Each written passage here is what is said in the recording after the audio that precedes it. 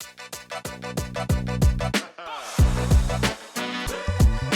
everyone, I'm Damien Holbrook from TV Guide Magazine, and I'm talking with the trio from Monarch Legacy of Monsters. We got Ren Watabe, Anna Sawai, and Kiersey Clemens. The world is on fire. If you want to save millions of lives, we can use some help.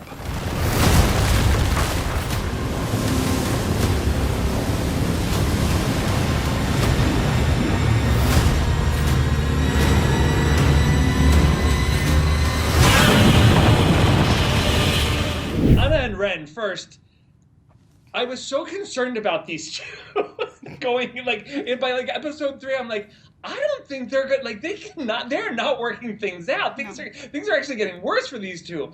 But then you had that lovely, lovely moment kind of midway through everything where you did come together. How fun was that to get to play the conflict and then build a brother-sister relationship? I mean, I feel like for Kate, obviously, like, she thinks that he's the reason why that her father abandoned her, so it's really hard to come to terms with.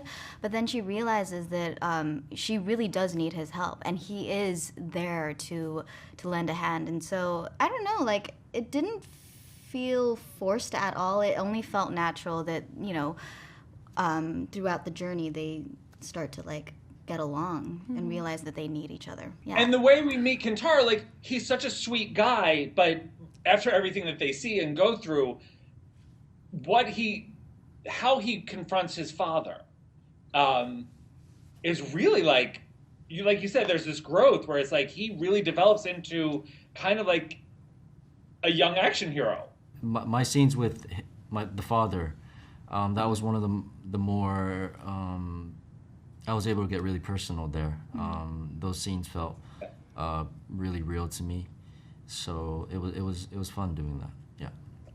And now, Kiersey, the way they kind of position your character, there's that moment also where we're like, what is she up to? Yeah. Like, who is she calling? And to the point where, because nobody is who you think they are, I'm like, is she a spy? What is this girl doing? Like, she just kind of came out of nowhere. She goes to an archer, and then to get this crazy backstory of why she's in Tokyo and running, it's pretty cool because this show has a huge feminist slant to it. That's why that's why I love playing May, and I do really love being on this show because of that part of her story. I think that it was really important, especially because May is a person who I think has a lot of integrity, and the more that we learn about her, I think the more that people will come to like her, because right now, speaking of feminism, I can't say that she's the most likable person, and that's, I think that we need to see more unlikable women on screen, because that says something. Why is that person unlikable? Why are they standoffish? Why do they, push people? Is it because of what they did or what they are? Exactly. And it challenges the viewer. I am so excited to be talking with Joe Tibbett and Aliza Lazabowski from Monarch Legacy of Monsters, the two characters that I, after watching the entire first season, still cannot get a read on these two. Are they good? Are they trying to be better? Are they actually really just horrible? Alisa, first let's talk about your character, Duval. She's brutal.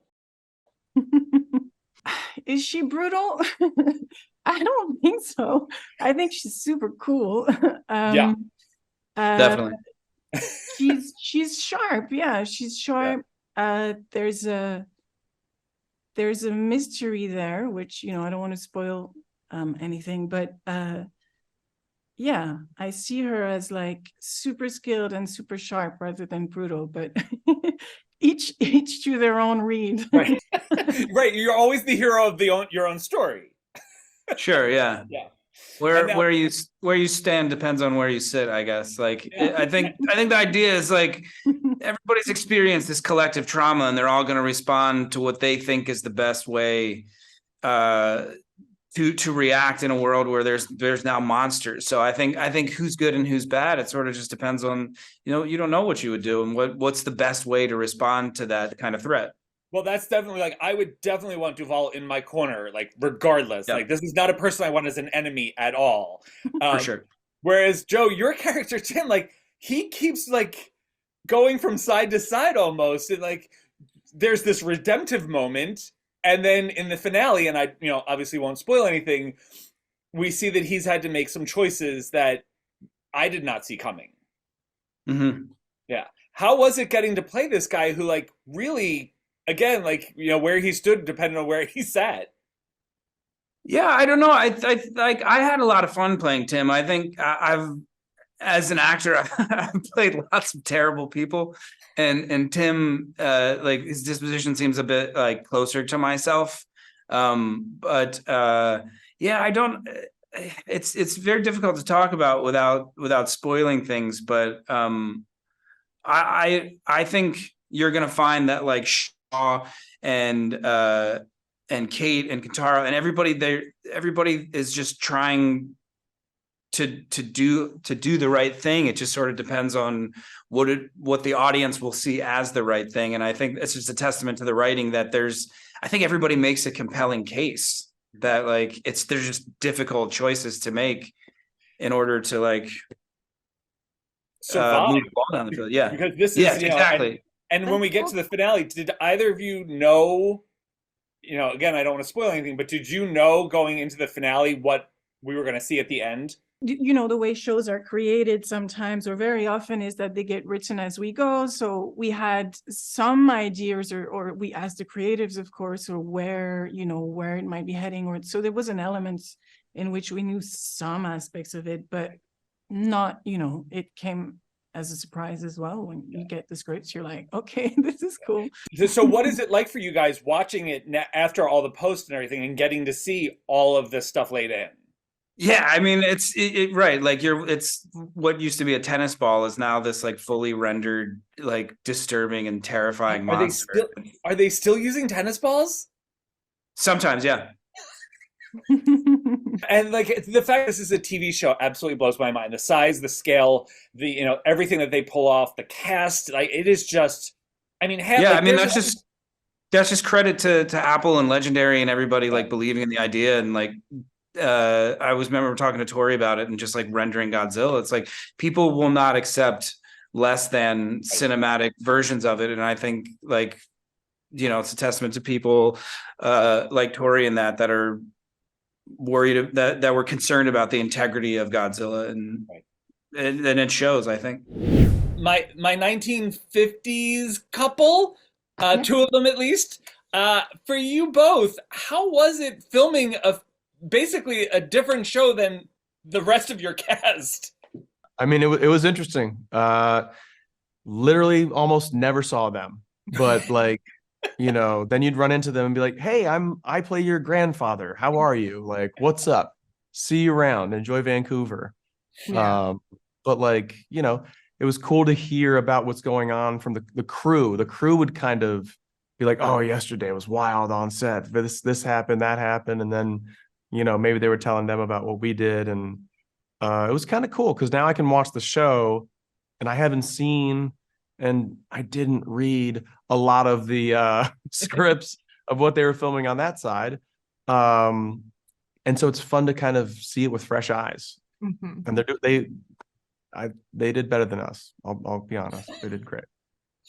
Well, you both, I mean, Mari, your character is very ahead of her time. Mm-hmm. This woman is very assured. She's smart. I mean, we get to know from the get-go, like she's the one. When you guys were watching the arc of these characters and seeing, like Mari, I'm assuming you probably read a little bit more than Anders did, of what your character's legacy becomes. Were you almost like proud of these characters in the future? Oh, absolutely. She dies in the first episode, but you can really see her spirit and her resolve and her passion and all of these things kind of living on in different forms and in these characters in a way, I think. So they definitely make me proud, even though I don't know they exist for sure. Mari, obviously you mentioned, your character dies in the first episode, but we see so much of her in these flashbacks. Mm-hmm. Anders, how much of your character were you told? How were you informed of his fate as it went on? I mean, Fate on the show, I didn't know anything, but Fate in the long run, I knew that, you know, John Goodman gets eaten by a monster in Skull Island, right? Yeah, So right. like, Yeah. but that's kind of cool because I go, okay, I'm dying there. I'm not going to die anywhere else. I'm at Right. least alive till the 70s. Right. Exactly. When you guys now watch it with all of the effects and everything like that, what goes through your head when you watch a show like this that's filled with so many effects and so much stunt work and so much, you know, work on your part, because there's a lot of heavy lifting. When you're watching it, like, what is it like for you guys? It's so many things of like, oh, that's what we were making, you know, it all. Right. You're so focused on your character's journey and like what they're going through, and you know, you're not really thinking about the entire other storyline because you never, you know, intertwine. And then the CGI and the music and you know, everything is different. Not only is it this huge spectacle, but like our aspect was also like a period piece. So like the wardrobe and the cars and like all these departments of people like firing on all cylinders. You know, I'm running around with like a Bolex camera from back in the day. Like it's just it's a true testament to like the business that we work in and how fabulous it is. And when you get everybody firing on all cylinders, like you're able to make something that connects with people, and they might not even realize like what goes into like the hair and like Mari's wardrobe, like the attention to detail and the research that people do and put into the work. Like it pays off, and it's, you know, it's cool to be a part of something that everyone takes seriously and puts their best foot forward. Thank you both. Yeah. Everyone, do not miss Monarch: Legacy of Monsters on Apple TV Plus.